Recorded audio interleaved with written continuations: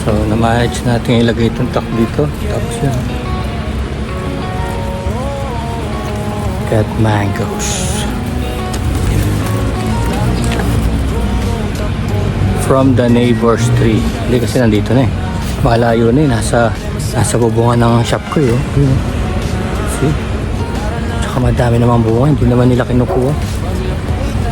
Nalaglag lang. Buko.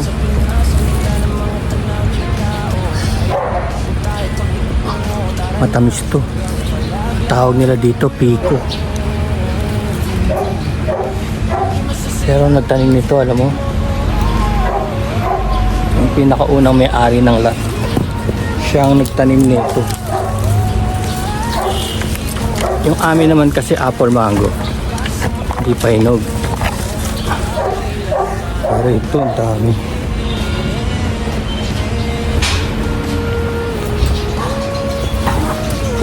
Kailangan kunin mo yan ng hilaw pa eh. Kasi pag di mo kinuha ng hilaw, naunahan tayo ng bats.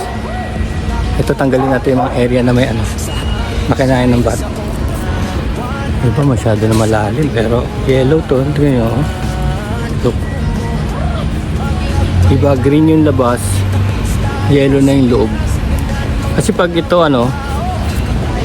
nasobra ng hinog, parang asukal. So, hindi ibig sabihin kumakain ka ng prutas eh, ligtas ka na sa diabetes. Hindi pa rin, ang lakas sa sugar nito. Itong mga mangga. Look it up. Pag nasobrahan ka rin ng mga prutas na matatamis. See? Look oh, ganda oh. Let's try it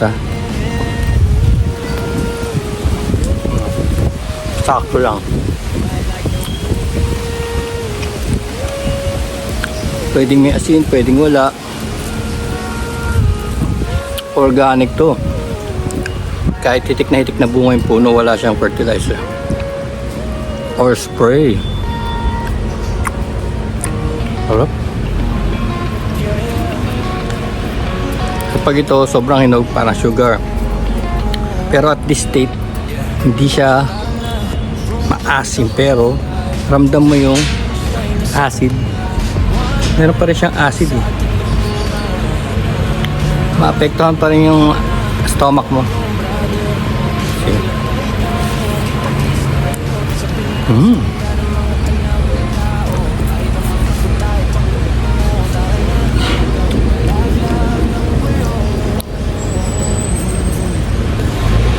So that's one.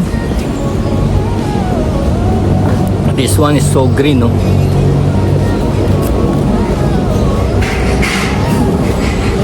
Pagka kasi organic yung mga insekto, mga insekto, organic kasi. May mga nakatira sa loob. Look. So nasa iyo yan kung okay lang sa'yo may ganyan. Pero yan ang nagsisignify na organic na kinakain mo. Meron yan sa mga okra, talong. So ang ginagawa ay naalis na lang.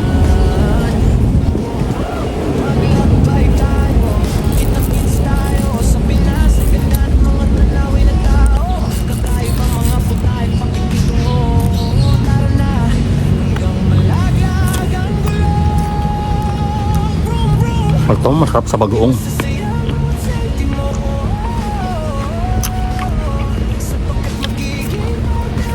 Ang dami talaga.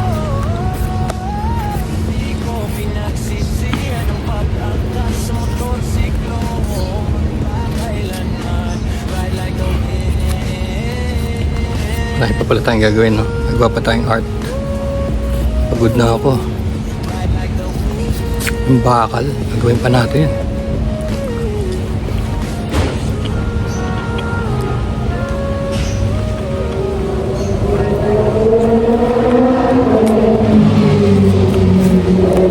Galing ako sa bubong actually. Winalis ko yung mga dahon na nilalaglag nito.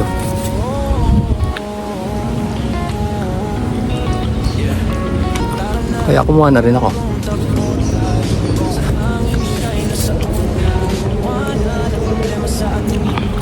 Harap.